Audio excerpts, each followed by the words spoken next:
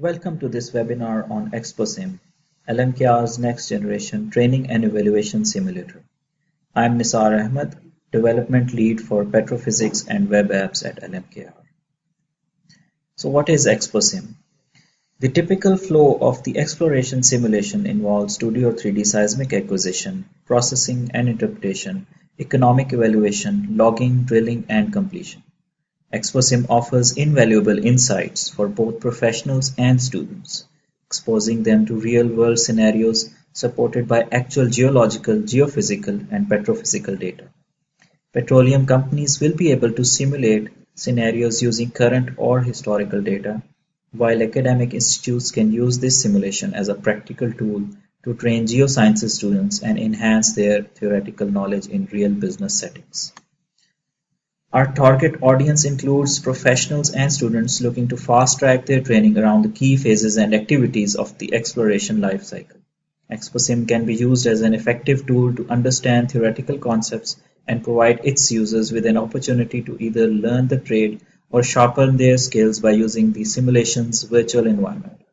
Companies can use XpoSim to evaluate and train new hires, while educational institutes can use this simulation to educate geoscience students about the key aspects of the exploration life cycle.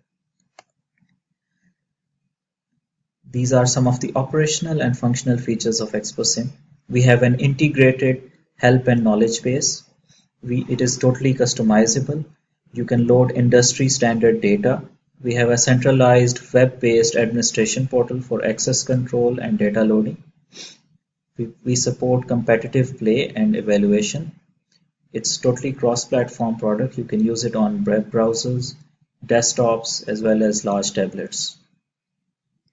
The functional features involve land acquisition, which include reviewing existing data and doing economic evaluation. Then comes seismic acquisition, planning and performing 2D and 3D seismic acquisition activities. Then is the 2D and 3D seismic interpretation. After that, we do well prognosis and then perform different drilling operations, including acquiring logs as well as casing and completion. Let's switch over to the live demonstration. When we launch XpoSim, this is the first main menu that we are presented. The user can go through the introduction of this simulation and understand what he or she is supposed to do. The ultimate goal of XpoSim is to find oil within the given budget and time. In the settings, we specify the IP address or the URL of the server.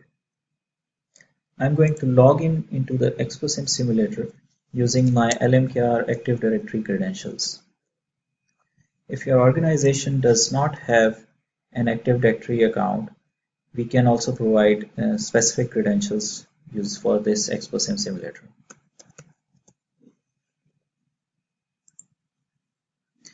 Once I'm authenticated, I can now start either a tutorial session, evaluation session, or a free-form session. The tutorial session is for beginners or first-time users so that they can get familiar with different activities of the simulator. In the evaluation session, the users are being evaluated against each of their choices. And at the end of the simulation, they're going to see a scorecard to judge how well they did throughout the simulator. This is good for training needs in which a trainer has created certain scenarios and the trainer wants to evaluate his trainees. Then comes the free-form session in which there is no evaluation being performed and the user can learn the simulator and improve his or her interpretation skills. So let's start with the free-form session to see what XpoSim offers.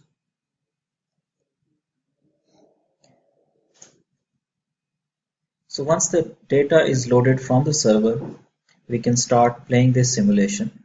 Over here we are showing some introductory screen in which user is being asked to select a suitable block in the next phase and then perform some evaluation by purchasing existing data relevant to a particular block. Let's continue. Next is the scenario selection screen. So the trainer or the admin has created certain scenarios. In this case, I have scenario 1 assigned to me. And within this scenario, I have two blocks. One is the teapot dome and the other is F3 North Sea. So these two blocks have publicly available data, and here you can see the description of these blocks. So the user can switch or scroll between these blocks, read more information about it, and then once we've done reading, we can select a particular scenario. Once I select a scenario, I can do further operations on this block. So over here you can see there is this information panel which is showing us different pieces of information. First is the total budget and remaining budget. So we are given 30 million US dollars to find oil within either of these two blocks. The remaining budget is still 30 million because we haven't performed any activities. And similarly, we have 180 days to complete all of these activities.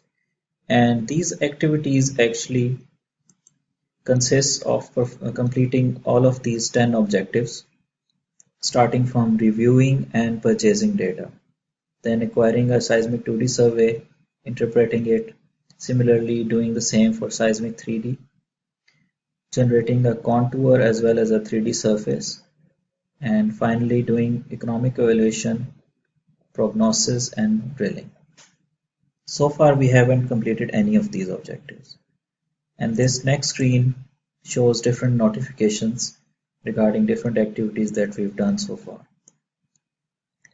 This help icon is going to show us a help screen.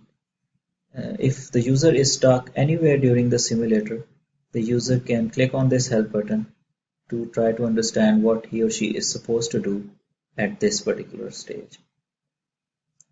We are going to close this help menu, and I'm going to select teapot dome, and once again looking at these objectives, I'm going to start with reviewing and purchasing some data. To do that, I'll click on this shopping cart icon with a dollar sign on it. I'll click on it, and the next screen is purchase data. And there was this notification which says that this activity cost us some amount and some number of days were spent in doing this activity. So a point to be noted over here is that XpoSim is an activity-based simulator.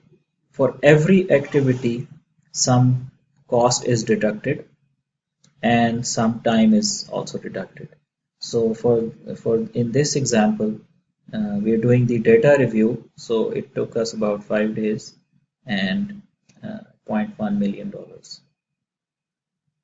In this review phase, I can look at different financials, maps, seismic data, as well as wells data. So if I click on maps, it's going to show a list of different types of maps, and in this block we have two geological maps available. So I click on it and these blocks will be loaded. So these maps have these are geo-referenced maps. You can see the easting and northing of these the 4 corner points of these maps, and I can by clicking on this shopping cart icon, I can purchase these maps, and there's going to be some cost associated with it. So first objective has been completed, and I can go ahead and have a look at some other data. I can click on seismic 3D, and it's going to show me some 3D data in this 3D viewer. We're going to come back to this 3D view in a moment. If I click here, I'm going to come back into this purchase data interface, and I'm going to purchase all of the 2D and 3D data. Next, I can have a look at the different wells.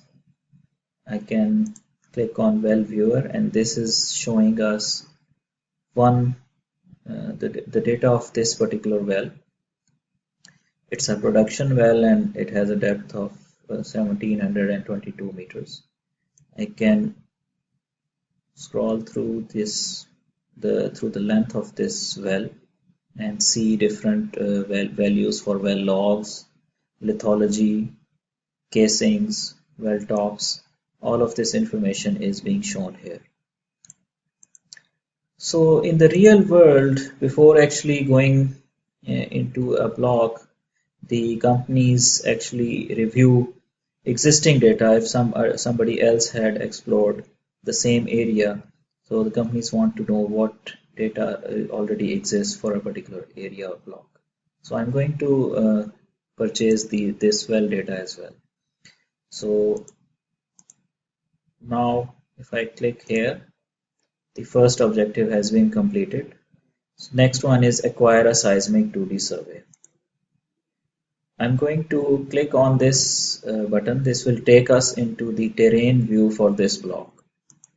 So this is the terrain view where this is the realistic view of the data, in which we can, in a 3D environment, we can zoom, pan and rotate and have a look at different types of data that is available to us. So this light blue rectangle is our area of interest or exploration area. This is a georeferenced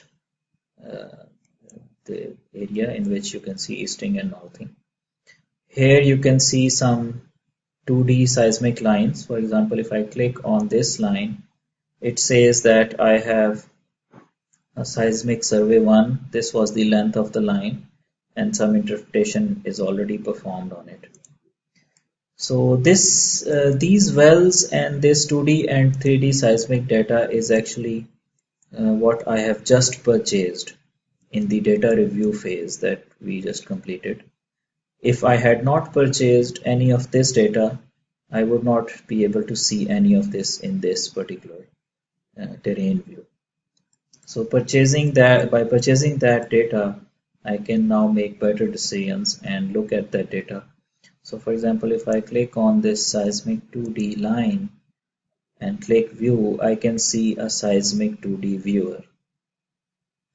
And here I can see some of the interpretation that has already been performed, and I can perform a new interpretation. For example, I can say that Second Wall Creek is somewhere over here,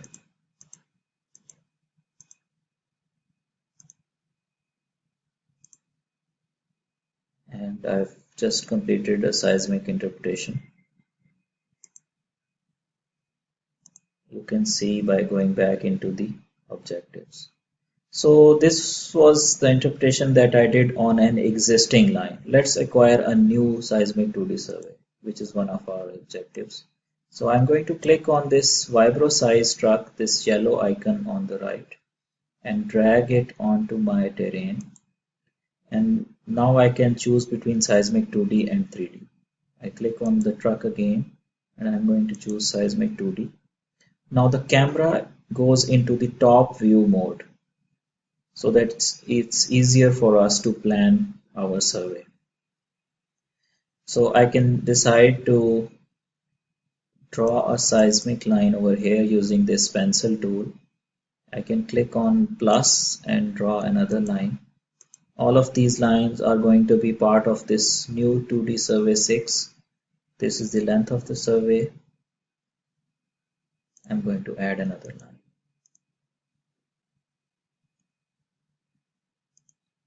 Now when I click on this tick mark, I'm going to see a short animated video in which the user is being shown how the 2D surveys are done in the real world. I can click on this newly acquired 2D survey to see its information window, and then I can view this line and I can decide to do some interpretation on it or project some wells on it. So if I can project this well on top of this seismic section and then perform my interpretation. So let's interpret red peak using this well data. I can undo if there's some mistake in the interpretation, and I can also switch to the color mode, change the gain from here, and I can reset my view. I can invert the colors, go back to the grayscale variable density view, and then I'll just come out of this 2D view. Now you can see that first three objectives have been completed. Let's acquire a seismic 3D survey and do some interpretation on that 3D volume. These are our next two objectives. I'm going to drag this seismic truck onto the terrain again, and this time select seismic 3D. I can click on the terrain, and next I'm going to be shown this seismic 3D survey parameters. Default are 10 inlines and cross lines with spacing of 200 meters. I can change the angle or play with the spacing, and I can change the number of inlines and cross lines.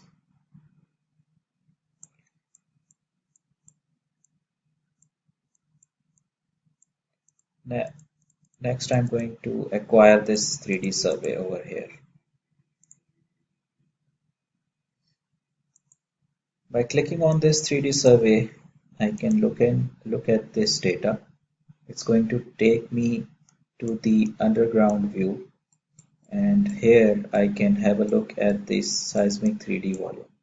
I can drag inlines and cross lines, and I can switch between this blade view and the cube view. I can change the transparency, and I can also do interpretation on this volume. So I can select a formation and interpret it. And similarly, I can interpret on all faces of the cube.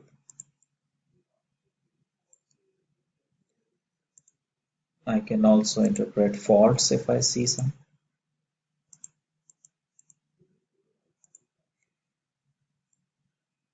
And finally, I can generate a surface of this horizon that I've just marked.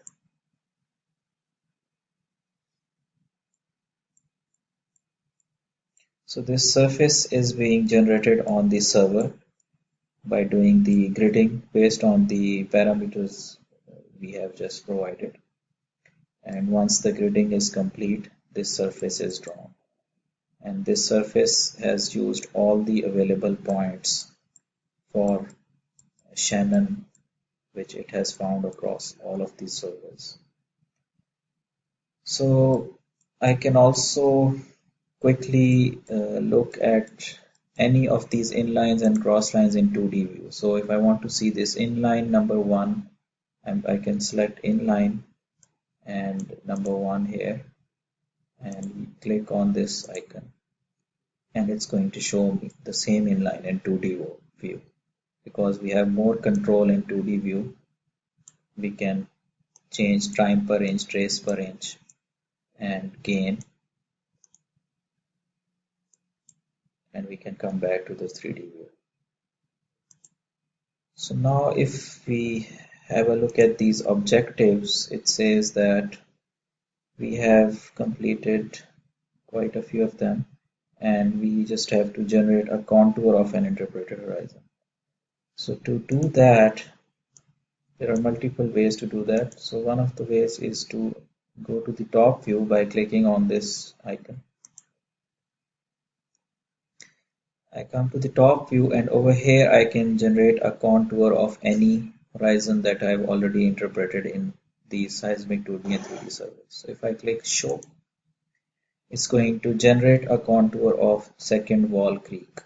So over here you can see it has generated a contour for second wall creek. I can also change it to some other like Shannon. So this is the contour for Shannon. I can also overlay different types of maps on top of my contours and change their opacity as well. So this is another feature that we provide. I can change my geological map to map 2 and I can change the opacity of my contour. Now you can see I have map 2 as well as the contour map of Shannon. So this completes our 7th objective, and now we'll perform economic evaluation.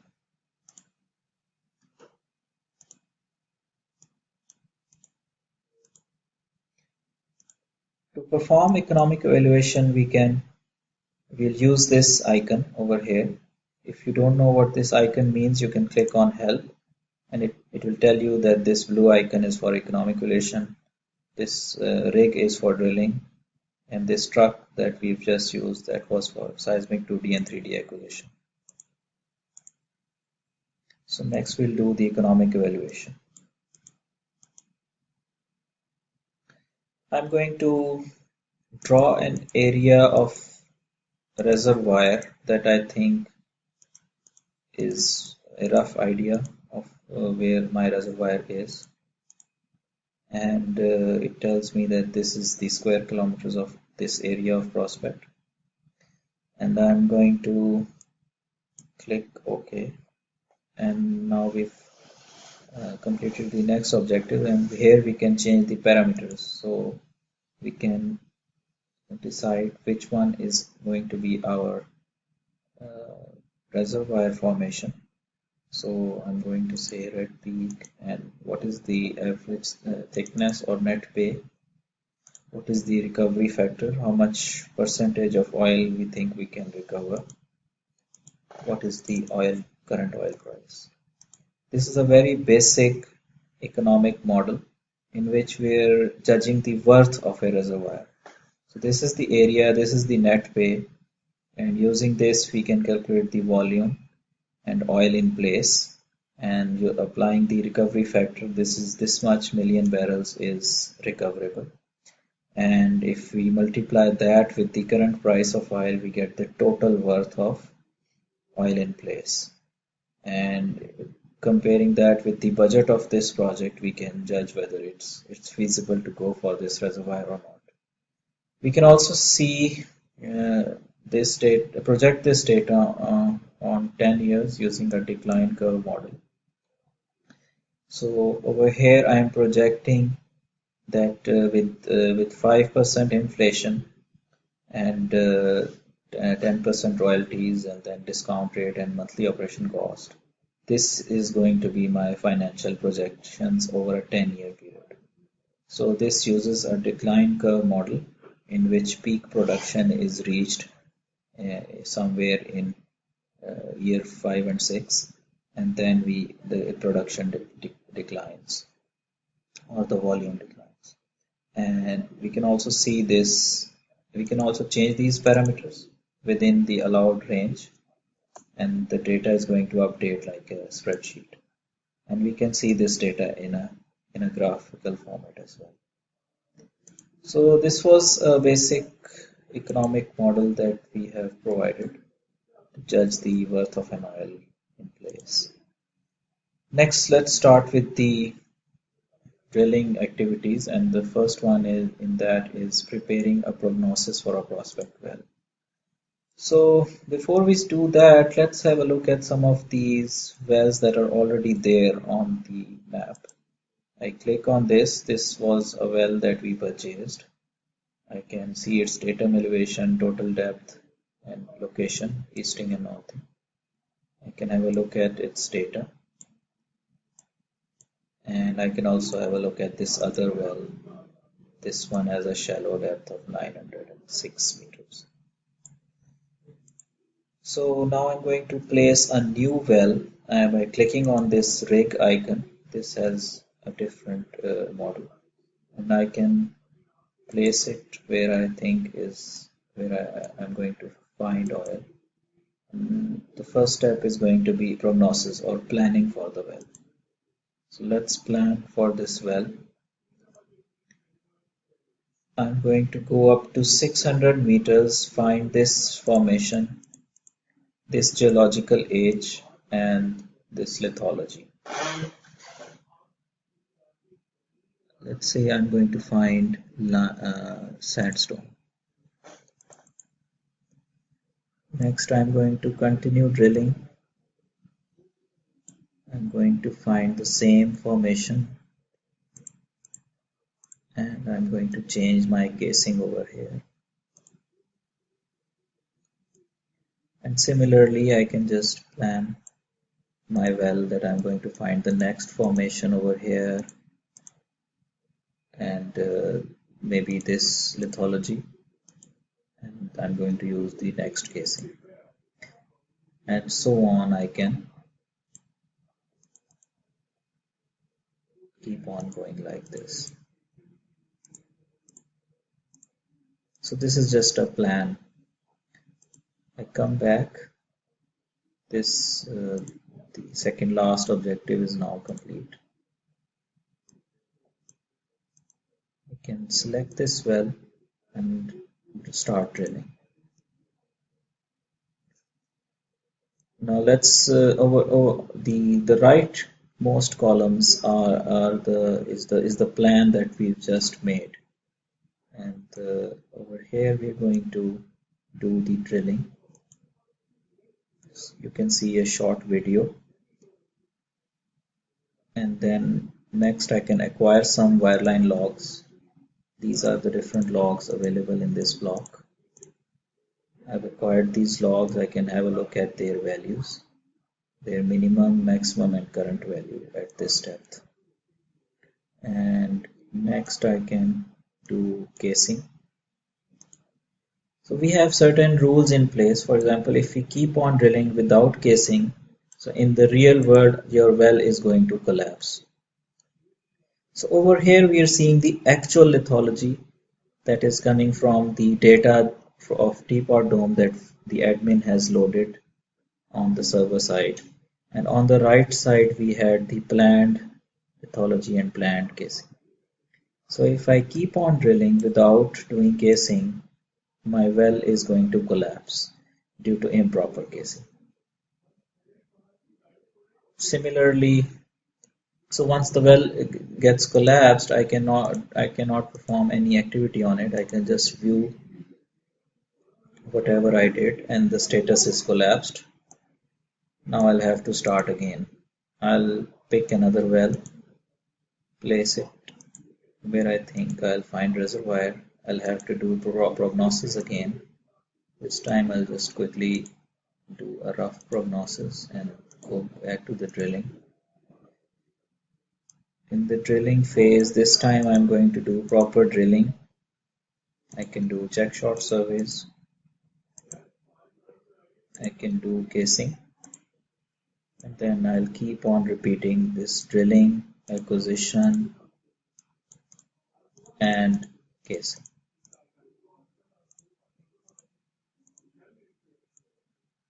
Next is I drill, I can case, then I'll continue.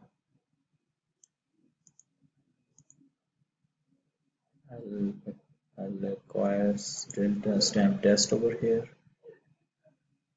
and I'll do the casing. So here we can decide whether to abandon this well or to complete it. So once again I'm going to do drill stem test, which tells us if whether there's oil here or not. I'm going to click on complete.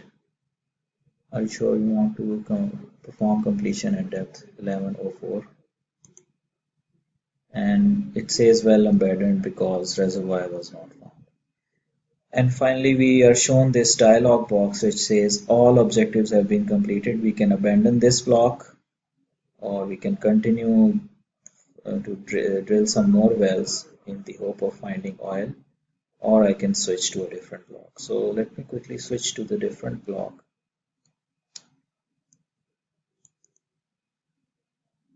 You can see that all 10 objectives for Teapot Dome have been completed, and this was the time spent and the budget. Next we can switch to North Sea wells, and we're going to do that in the evaluation mode. So let's just click on this home button and finish this session. Now you see this video in which we are showing that no well was discovered in this block, and we are packing up and abandoning this oil field. So we have two types of endings. This one was a sad ending. The other one is a happy ending in which we actually discover oil and production starts to take place. So next one is the evaluation session, and this is going to be a bit different from the free-form session. So let's start the evaluation session. In the evaluation session, I'm going to be presented with a number of multiple choices, and each choice has a score associated with it. The score is from 0 to 5, and the better the choice, the higher the score, and at the end of the day, the overall score is going to be the higher. So I'm going to select this scenario and choose F3 North Sea wells. And in F3 North Sea wells, I'm going to see some data, and this data is different from the way we were seeing data in the free-form session. Over here, if I click on this well, it says that this is prospect well 2, and it is acquirable. I can acquire this well. And same goes for this 3D survey and this other well. I can switch to the different block, which is teapot, and here I can see some more 3D surveys, 2D surveys, as well as wells. Now the difference is that I cannot perform some new seismic 2D acquisition or 3D acquisition. I can just turn it on and off. And similarly for the wells, I cannot drag and drop new wells and start my drilling on them.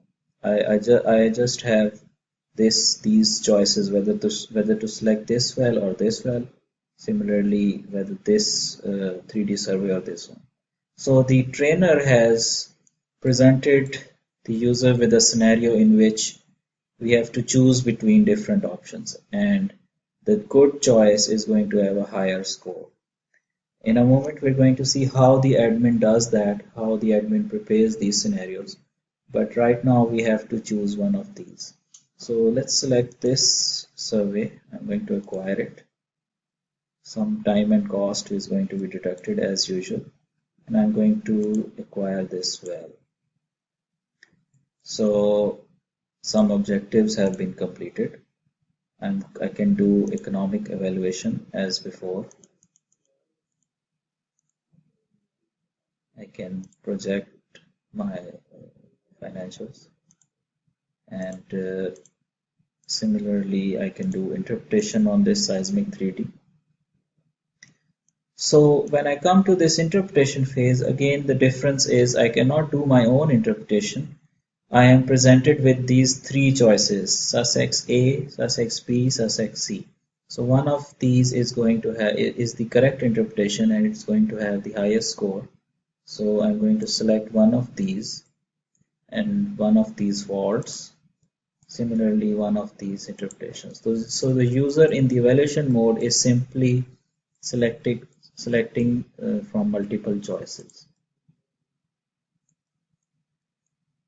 And I can just keep on selecting and go back.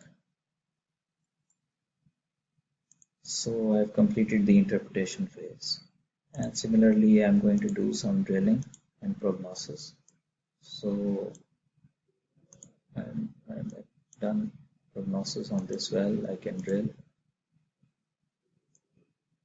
I'm going to drill up to this depth, acquire some logs, and then do casing, and I can just go back. I can switch to F3 North Sea, and I can do the same activities here again. So I'll have to choose between one of these wells. I'll choose this one. I'll choose this Seismic 3D, and I can do some activities in this block as well. I can do prognosis and drilling.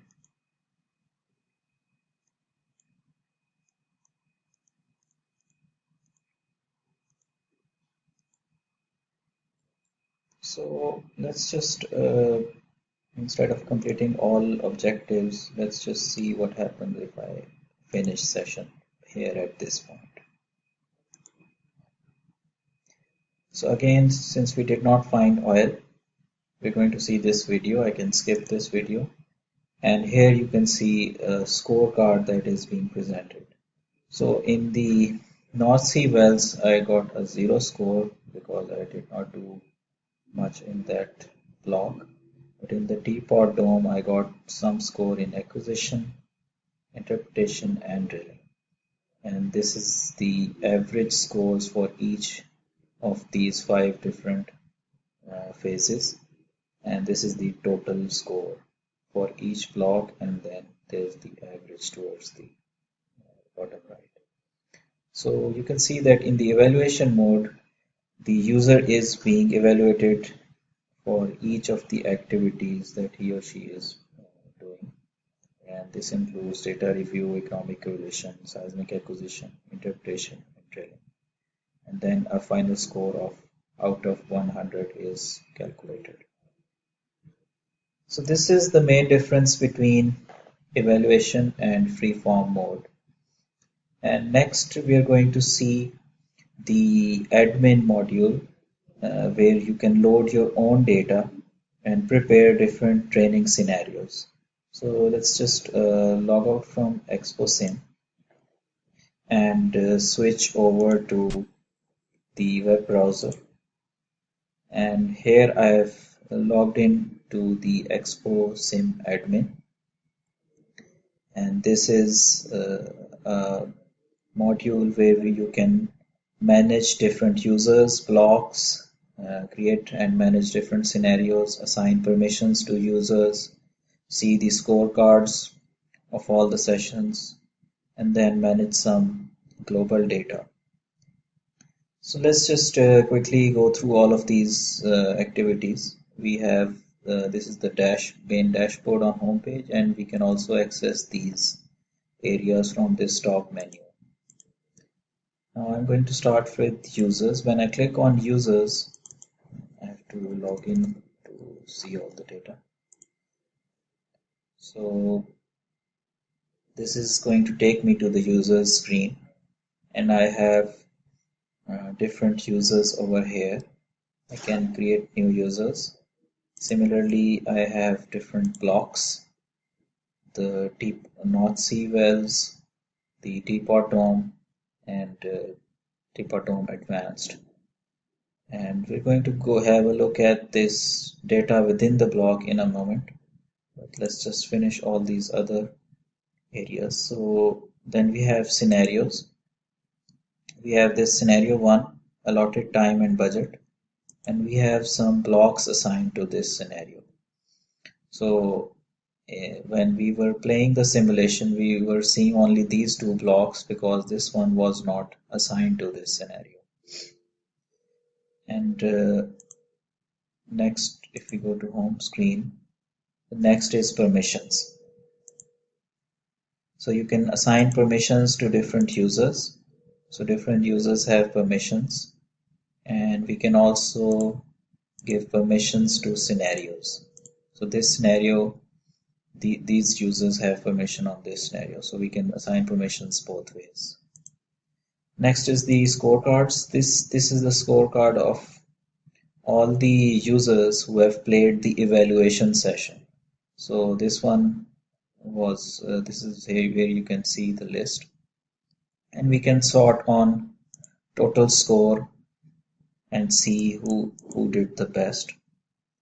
And this was the highest score in the overall sessions. And similarly, we can filter based on different users and date, time, and all that. Next is the session logs. This is to see what activities a person performed. And for this particular session, which started at this time and ended at this time, we can see the logs. If I click on it, I can see the teapot dome. First of all, economic evaluation was performed. This was the cost. This was the activity, and so on. We can see different data in this block. Next is the global data configuration. We have a list of lithologies preloaded into the simulator. The user can change these lithologies. Lithologies are these rock types.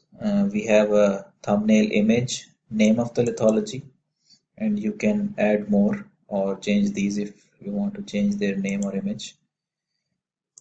And we have a list of geological ages, similarly recovery factors. All this data can be edited and modified as per your needs.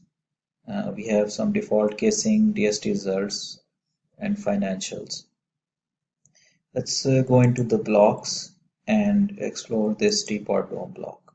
I click on this teapot dome, and here I can see the name of the block, the description, the thumbnail image, the summary file, and the terrain type. We support 3 types of terrains, grass, desert, and snow.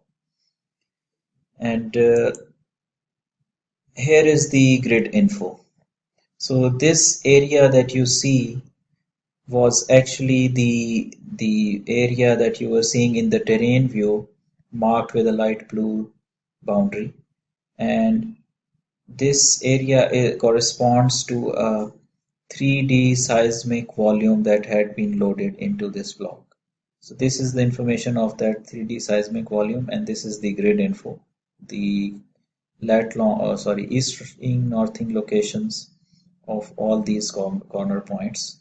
So for example, this 1 has this easting and northing, and similarly this inline 345 and cross line 188 has this easting and northing, and this makes a grid.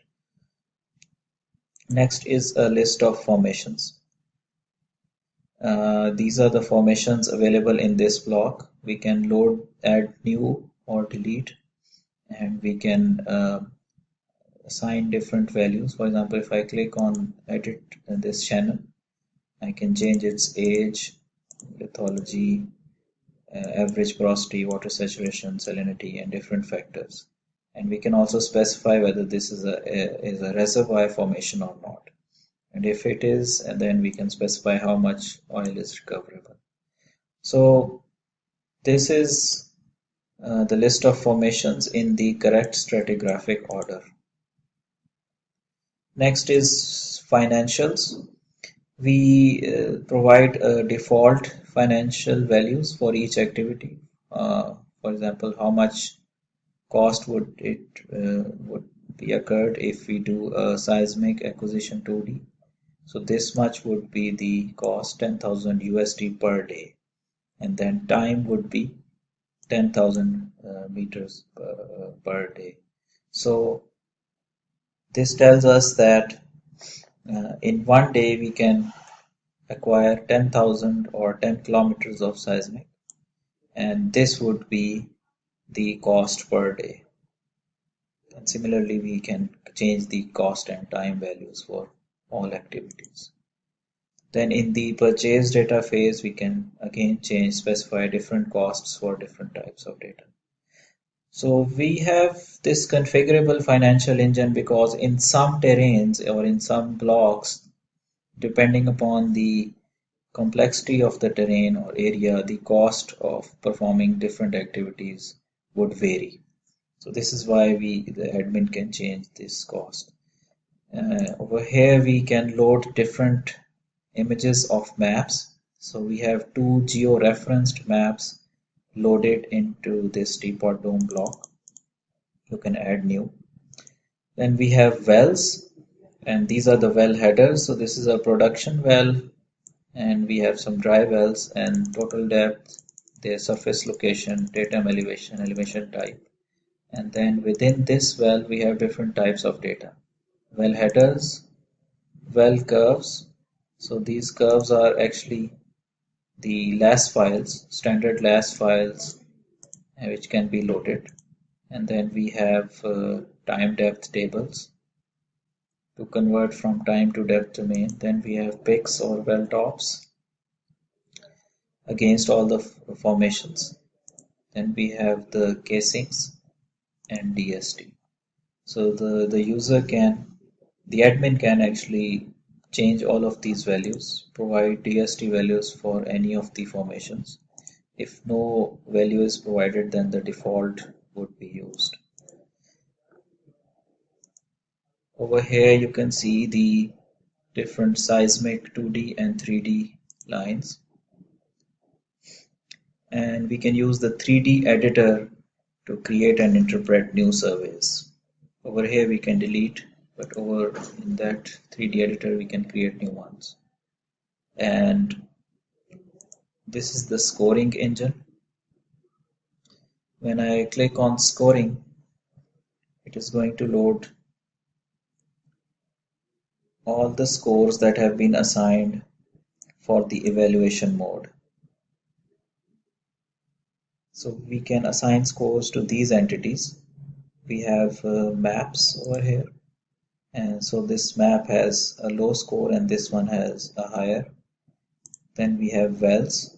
So if the user selects this well, the user will get a low score, but these wells have a higher score, so this affects the end score of the user. And then we can also mark each entity whether it is purchasable or not.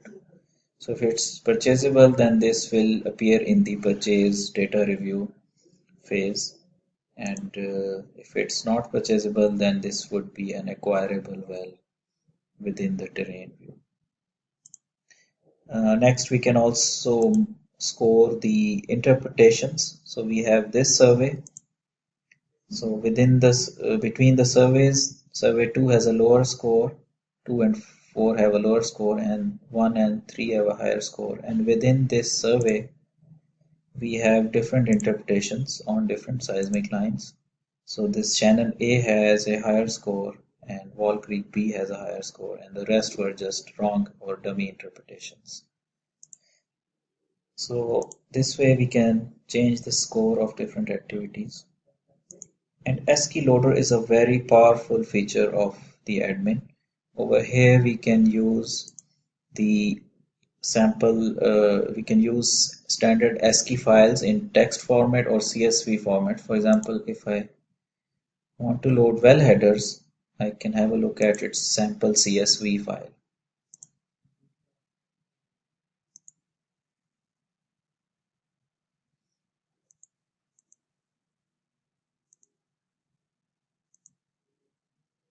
So this will open in a spreadsheet. So if I want to load well headers easily, instead of loading them one by one, I can prepare a spreadsheet in this format, and then I can simply load the data. Select the ASCII file, specify where the data starts, what is the delimiter, whether it's a tab delimited or a comma delimited file, and ignore the comments. And then specify which column has which data. And the loader automatically converts from the units to its XpoSim standard units, which are in metric units. Finally, let's have a look at the 3D editor.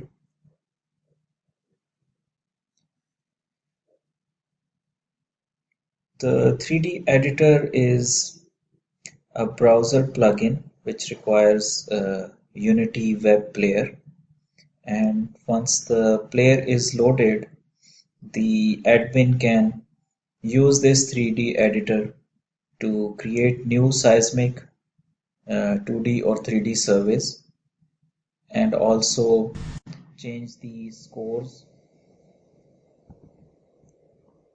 and for scores and purchasable status of these different entities. So let's just wait while the data is being loaded in this 3D editor. So here you can see all the blocks that are available, and in this 3D editor I can open teapot dome, and here the admin can click on any entity and change the score from here and mark it purchasable. And I can also drag and drop, for example, these wells. I can move it around, place it somewhere else. And similarly, I can create different sets of interpretations. So over here, you can see the admin has already marked these interpretations. So I can click on it and change its score, or I can modify it, or I can undo. So this way the admin can prepare different interpretations using the 3D editor.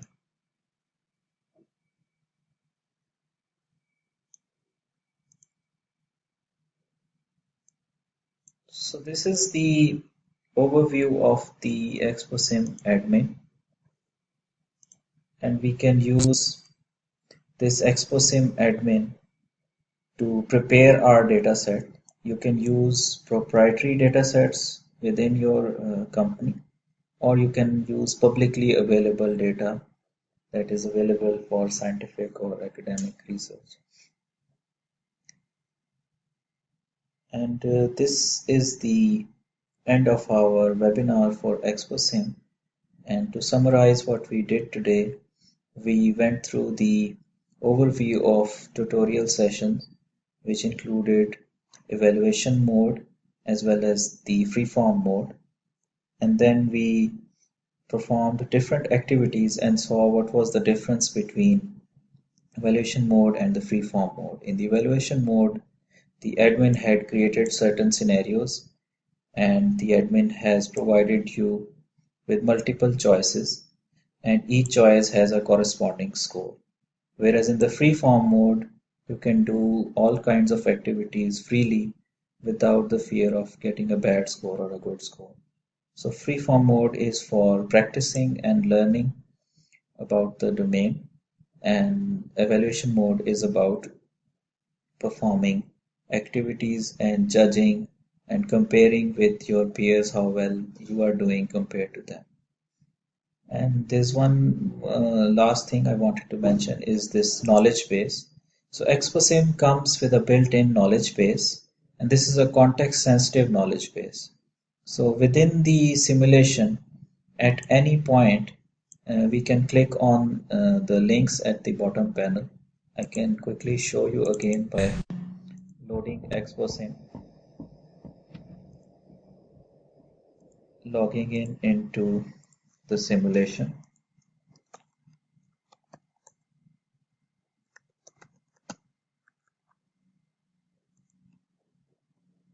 I can go to the freeform mode, and once the data is loaded, you will notice that there is this bottom bar, status bar, which says XpoSim knowledge base. And inside, by click over here, you can click on any of these scrolling links. If I click on this link, it is going to open an external link in a browser, in your default browser. So within the XpoSim simulation, the user can learn more about any phase by clicking on this bottom panel, which we call the integrated knowledge base. And you can use your own knowledge base for this purpose. So this is a small knowledge base that we provide, that we ship with the product. But if you have a comprehensive knowledge management system of your own, so XpoSim can be integrated with your company's knowledge management system. And all these external links can be are customizable, and you can use your own knowledge management system with XpoSim. So they combined with the knowledge base and context sensitive help, XpoSim becomes a very powerful training simulation product. So to wrap up, I would like to say that you can always visit XpoSim.com to learn more about this product. We have tutorial videos over there, and you can also replay this webinar by visiting these links. And I thank you for your time, and I hope you enjoyed this time. Goodbye.